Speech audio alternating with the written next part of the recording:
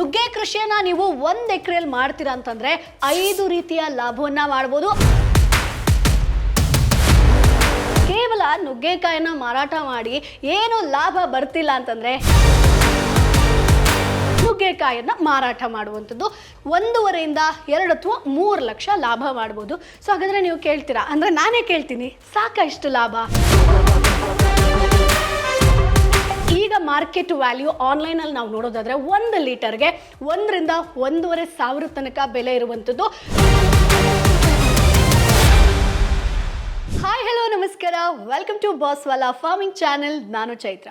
ರೈತರೆ, in case ನೀವು ನುಗ್ಗೆ ಕೃಷಿಯನ್ನ ಮಾಡ್ತಾ ಇದ್ರೆ ಕೇವಲ ನುಗ್ಗೆಕಾಯನ್ನ ಮಾರಾಟ ಮಾಡಿ ಅಲ್ಪ ಸ್ವಲ್ಪ ಲಾಭವನ್ನ ಮಾಡ್ಬೋದು. ಆದ್ರೆ ಈ ವಿಡಿಯೋದಲ್ಲಿ ನೀವು ನುಗ್ಗೆಕಾಯಿ ಬಿಟ್ಟು ಬೇರೆ ರೀತಿಯಾದಂತ 4 ರಿಂದ 5 ರೀತಿಯಾದಂತ ಲಾಭವನ್ನ ಹೇಗೆ ಮಾಡಬಹುದು ಅನ್ನೋದನ್ನ ಹೇಳ್ಕೊಡ್ತೀನಿ. ನಿಜಕ್ಕೂ ಈ ವಿಡಿಯೋ ನಿಮಗೆ ಯೂಸ್ಫುಲ್ ಆಗುತ್ತೆ. ಸೊ ಇವತ್ತಿನ ವಿಡಿಯೋದಲ್ಲಿ ನುಗ್ಗೆ ಕೃಷಿಯನ್ನ ನೀವು 1 ಎಕರೆಯಲ್ಲಿ ಮಾಡ್ತೀರಾ ಅಂತಂದ್ರೆ 5 ರೀತಿಯ ಲಾಭವನ್ನ ಮಾಡಬಹುದು. ಅದು ಕೂಡ ಕಡಿಮೆ ಬಂಡವಾಳದಲ್ಲಿ ಹೆಚ್ಚಿನ ಲಾಭವನ್ನ ಹೇಗೆ ಮಾಡಬೇಕು ಅನ್ನೋದು ಈ ವಿಡಿಯೋದಲ್ಲಿ ನೀವು ಕ್ಲಿಯರ್ ಕಟ್ ಆಗಿ ತಿಳ್ಕೊಳ್ತೀರಾ. ಸೊ ಹಾಗಾಗಿ ಚಾನೆಲ್ ಅನ್ನ ಸಬ್ಸ್ಕ್ರೈಬ್ ಮಾಡೋದನ್ನ ಮರಿಬೇಡಿ. ಸೊ ವಿಡಿಯೋನ ಸ್ಟಾರ್ಟ್ ಮಾಡೋಣ. ಸೊ ಮೊದಲನೇದಾಗಿ ಸ್ನೇಹಿತರೆ, ಈಗ ನೀವು ನುಗ್ಗೆ ಕೃಷಿಯನ್ನ ಮಾಡ್ತೀರಿ ಅಂತಂದ್ರೆ, ಸೊ 1 ಎಕರೆಯಲ್ಲಿ ಮಾಡ್ತೀರಿ ಅಂತಂದ್ರೆ ಮಣ್ಣಿನ pH ಮಟ್ಟ 6.5 ಇಂದ 8 ನಡುವೆ ಇರಬೇಕಾಗತ್ತೆ. ಸೊ 1 ಎಕರೆಯಲ್ಲಿ ನೀವು ಮಾಡ್ತೀರಿ ಅಂತಂದ್ರೆ ಬೀಜ ಅಂತ ಬಂದಾಗ ನುಗ್ಗೆ ಬೀಜಗಳು ನಿಮಗೆ ಸುಮಾರು 1,000 ಬೇಕಾಗತ್ತೆ. ಜೊತೆಗೆ ಗೊಬ್ಬರ ಅಂತ ಬಂದಾಗ 5 ರಿಂದ 6 ಟನ್ ಬೇಕಾಗತ್ತೆ.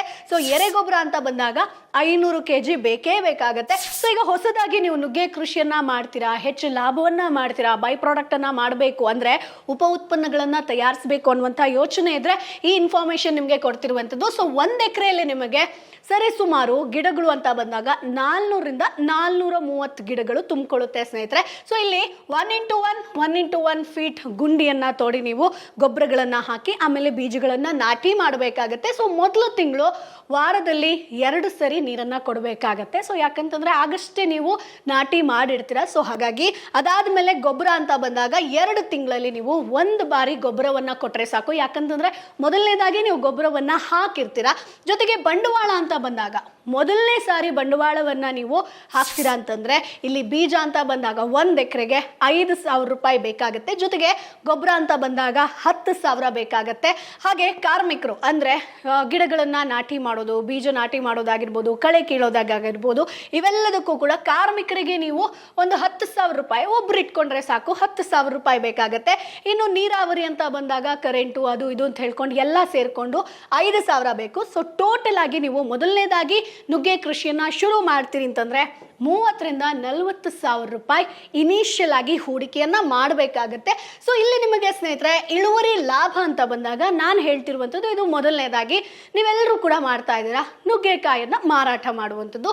ಸೊ ಇಲ್ಲಿ ನಿಮಗೆ 1 ಎಕರೆಗೆ ಹಬ್ಬಬ್ಬ ಅಂತಂದ್ರೆ 10 ರಿಂದ 15 ಟನ್ ಒಂದು ಇಳುವರಿ ಬರುತ್ತೆ. ಸೊ ಇದನ್ನ ನೀವು ಕೆಜಿಗೆ 20 ರಿಂದ 40 ರೂಪಾಯಿ ಮಾರಾಟ ಮಾಡಿದ್ರಿ ಅಂತಂದ್ರೂ ಕೂಡ 2 ರಿಂದ 4 ಲಕ್ಷ ಆದಾಯ ಮಾಡ್ಬೋದು. ಇದರಲ್ಲಿ ಖರ್ಚೆಲ್ಲ ಕಳೆದ್ರೂ ಕೂಡ 1.5 ಇಂದ 2 ಅಥವಾ 3 ಲಕ್ಷ ಲಾಭ ಮಾಡ್ಬೋದು.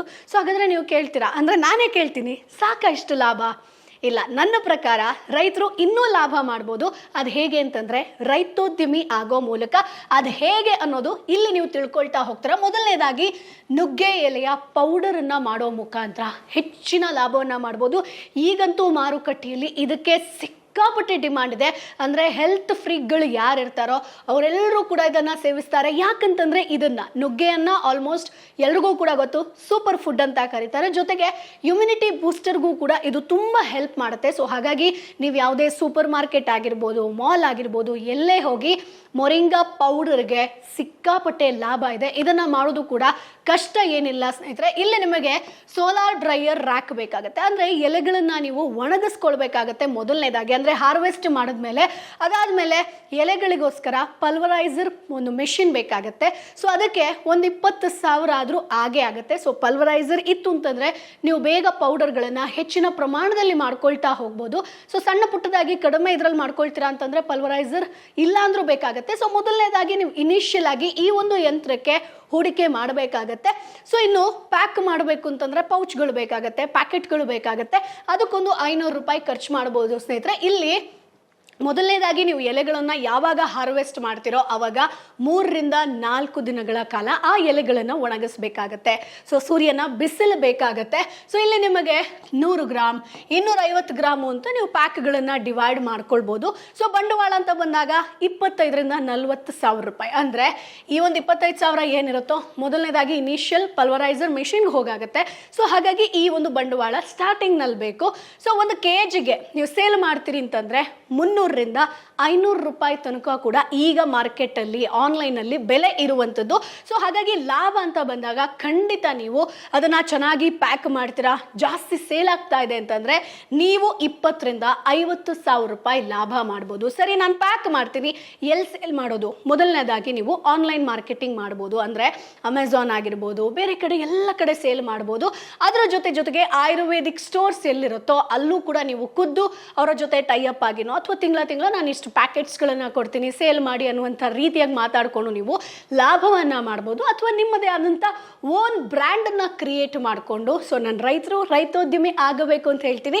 ಸೊ ಇದೇ ನಿಮ್ಮ ಮೊದಲ ಸ್ಟೆಪ್ ಆಗಿರುತ್ತೆ. ಮೊದಲನೇದಾಗಿ ಚಿಕ್ಕ ಪುಟ್ಟದಾಗಿ ಸೇಲ್ ಮಾಡೋದಕ್ಕೆ ಶುರು ಮಾಡಿ, ಅದಾದ ಮೇಲೆ ನಿಮ್ಮದೇ ಔಟ್ಲೆಟನ್ನು ಓಪನ್ ಮಾಡ್ಕೊಳ್ಬೋದು ಅಥವಾ ನಿಮ್ಮದೇ ಒಂದು ಅಂಗಡಿಯನ್ನು ಕೂಡ ಸ್ಟಾರ್ಟ್ ಮಾಡಿಕೊಂಡು ನೀವು ಲಾಭವನ್ನು ಮಾಡ್ಬೋದು. ಸೊ ಈಗ ಮಾರ್ಕೆಟಲ್ಲಿ ಡಿಮಾಂಡ್ ಇರುವಂಥದ್ದು ಮೊರಿಂಗಾ ಪೌಡರ್ಗೆ ಸ್ನೇಹಿತರೆ. ಇನ್ನು ಎರಡನೇದಾಗಿ ಸಿಕ್ಕಾಪಟ್ಟೆ ಡಿಮಾಂಡ್ ಇರುವಂಥದ್ದು ನುಗ್ಗೆ ಬೀಜದಿಂದ ಎಣ್ಣೆಯನ್ನು ಎಕ್ಸ್ಟ್ರಾಕ್ಟ್ ಮಾಡ್ತಾರೆ. ಸೊ ಈ ಒಂದು ಆಯಿಲ್ಗೂ ಕೂಡ ಒಳ್ಳೆ ಡಿಮಾಂಡ್ ಇದೆ. ಅಂದರೆ ಸ್ಕಿನ್ ಕೇರ್ ಮಾಡೋರಾಗಿರ್ಬೋದು ಅಥವಾ ಹೇರ್ನ ಯಾರು ಕೇರ್ ಮಾಡ್ತಾರೋ ಅವರು ಈ ಒಂದು ಆಯಿಲನ್ನು ಹೆಚ್ಚಾಗಿ ಬಳಸ್ತಾರೆ. ಸೊ ಮೆಡಿಸಿನಲ್ ಫೀಲ್ಡಲ್ಲೂ ಕೂಡ ಇದಕ್ಕೆ ಒಳ್ಳೆ ಡಿಮಾಂಡ್ ಇದೆ. ಸೊ ಜಸ್ಟ್ 30 ml ಬಾಟಲ್ಗೆ ನಿಮಗೆ ಆನ್ಲೈನಲ್ಲಿ ನೀವು ನೋಡ್ಬೋದು 400 ರಿಂದ 600 ರೂಪಾಯಿ ತನಕ ಬೆಲೆ ಇದೆ. ಅಂದರೆ ಕ್ವಾಲಿಟಿ ಮೇಲೆ ಡಿಪೆಂಡ್ ಆಗುತ್ತೆ. ಸೊ 600 ಅಲ್ಲ, ಕೆಲವೊಂದು ಬಾರಿ ಈಗ 100 ml ಅಂತ ಬಂದಾಗ 1,500 ತನಕ ಬೆಲೆ ಇದೆ ಸ್ನೇಹಿತರೆ. ಸೊ ಇದನ್ನು ಮೇಜರ್ ಆಗಿ ಸ್ಕಿನ್ ಕೇರ್, ಹೇರ್ ಕೇರಲ್ಲಿ ಯೂಸ್ ಮಾಡ್ತಾರೆ. ಸೊ ಇಲ್ಲಿ ನಿಮಗೆ ಬೀಜಗಳು ಬೇಕಾಗುತ್ತೆ, ಜೊತೆಗೆ ಮಿನಿ ಆಯಿಲ್ ಪ್ರೆಸ್ ಯಂತ್ರ ನಿಮಗೆ ಸಿಗುತ್ತೆ. ಆನ್ಲೈನಲ್ಲಿ ಆಗಿರ್ಬೋದು, ಎಲ್ಲಾದರೂ ನೀವು ಪರ್ಚೇಸ್ ಮಾಡ್ಬೋದು.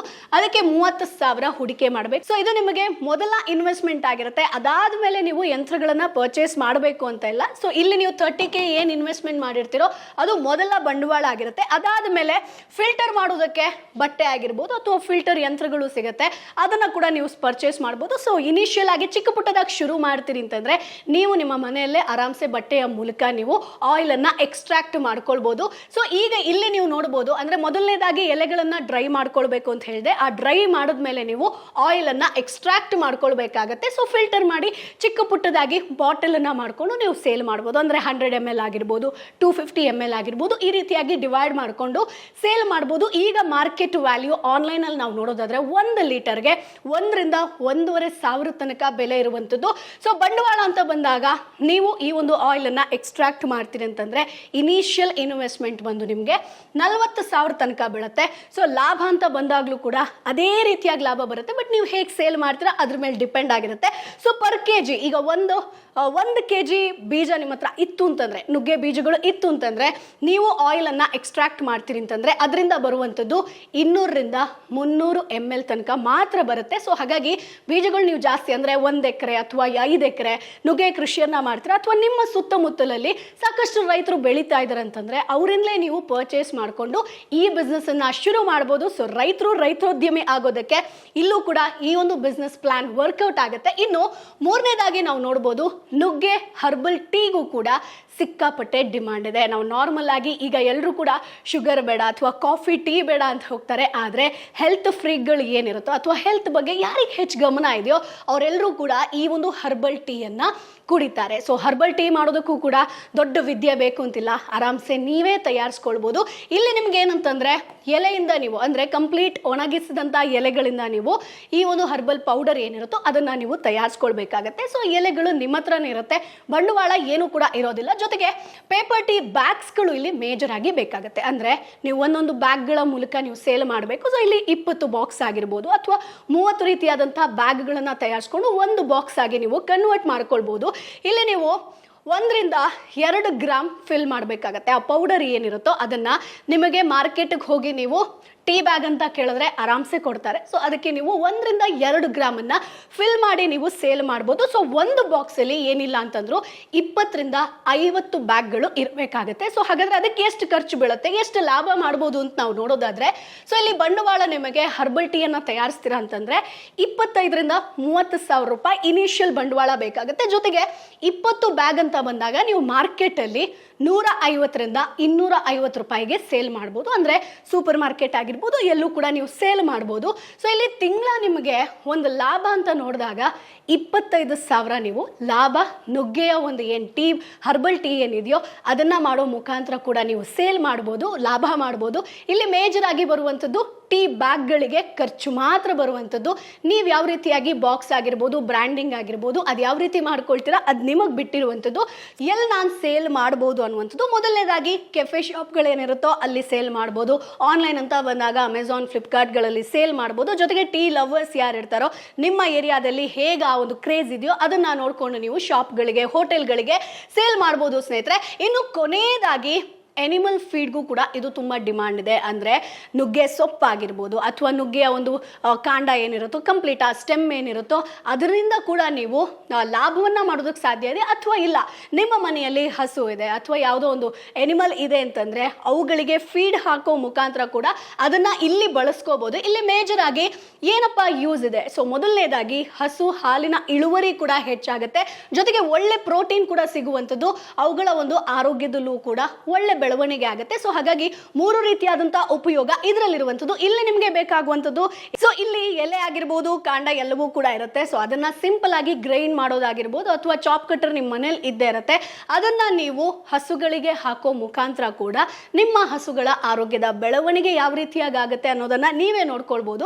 ಸೊ ನೋಡಿದ್ರಲ್ವಾ ಸ್ನೇಹಿತರೆ, ಇನ್ ಕೇಸ್ ನೀವು 1 ಎಕರೆಯಲ್ಲಿ ನುಗ್ಗೆ ಕೃಷಿಯನ್ನ ಮಾಡ್ತಾ ಇದ್ರೆ, ಕೇವಲ ನುಗ್ಗೆಕಾಯನ್ನ ಮಾರಾಟ ಮಾಡಿ ಏನು ಲಾಭ ಬರ್ತಿಲ್ಲ ಅಂತಂದ್ರೆ ಹೇಗೆ 5 ರೀತಿಯಾದಂತಹ ಲಾಭವನ್ನ ಮಾಡಬೇಕು ಅನ್ನೋದು ಈ ವಿಡಿಯೋದಲ್ಲಿ ತಿಳಿಸ್ಕೊಟ್ಟಿದ್ದೀನಿ. ಈ ವಿಡಿಯೋ ಖಂಡಿತ ನಿಮಗೆ ಯೂಸ್ಫುಲ್ ಆಗಿರುತ್ತೆ ಅಂತ ಅನ್ಕೊಳ್ತೀನಿ. ಇನ್ ಕೇಸ್ ಯೂಸ್ಫುಲ್ ಆಗಿತ್ತು ಅಂತಂದ್ರೆ ಕಮೆಂಟ್ ಬಾಕ್ಸ್ ಅಲ್ಲಿ ತಪ್ಪದೆ ತಿಳಿಸಿ. ಮುಂದಿನ ವಿಡಿಯೋದಲ್ಲಿ ಮತ್ತಷ್ಟು ಕೃಷಿ ಐಡಿಯಾ ಮಾಹಿತಿ ಜೊತೆ ನಾನು ನಿಮ್ಮ ಮುಂದೆ ಹಾಜರಿರ್ತೀನಿ. ಅಲ್ಲಿವರೆಗೂ ನುಗ್ಗೆ ಕೃಷಿಯನ್ನ ಯಾವ ರೀತಿಯಾಗಿ ಮಾಡೋದು, ನುಗ್ಗೆಯಿಂದ ಯಾವ ರೀತಿಯಾಗಿ ಉಪ ಉತ್ಪನ್ನಗಳನ್ನ ತಯಾರಿಸಬೇಕು, ಡಿಟೇಲ್ ಆಗಿ ಮಾಹಿತಿ ಬೇಕು ಅಂತಂದ್ರೆ ಈಗಲೇ ಬಾಸ್ವಾಲ್ ಆಪ್ ನ ಡೌನ್ಲೋಡ್ ಮಾಡಿ. ಇಲ್ಲಿ 500ಕ್ಕೂ ಹೆಚ್ಚು ಕೋರ್ಸ್ಗಳು ಕೇವಲ 999 ರೂಪಾಯಿಗೆ 1 ವರ್ಷಕ್ಕೆ ನೀವು ಆಕ್ಸೆಸ್ ಅನ್ನ ಪಡಿಬಹುದು.